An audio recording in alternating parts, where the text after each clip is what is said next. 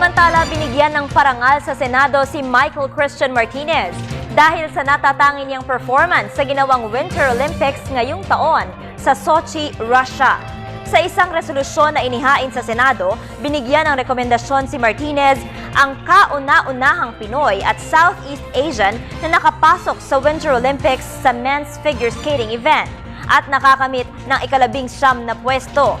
Sa Senate Resolution number 514, binigyang diin ni Senador Sonny Angara na dapat kilalanin ang galing ni Martinez dahil binigyan niya ng karangalan ng Pilipinas sa Winter Olympics kahit pa walang snow sa ating bansa. Nabatid na naging darling of Olympic media si Martinez na kahit hindi nakakamit ng medalya ay malaking karangalan ang naibigay sa bansa. Bukod kay Martinez, binigyan din ng komendasyon ng Senado ang kinoronahang 2000 Miss Universe third runner-up na si Ariela Arida. Matatandaang ginanap na naman sa Moscow, Russia ang pageant noong Nobyembre. Ito ay sa bisa ng Resolution 348 na inihain ni Senador Lito Lapid.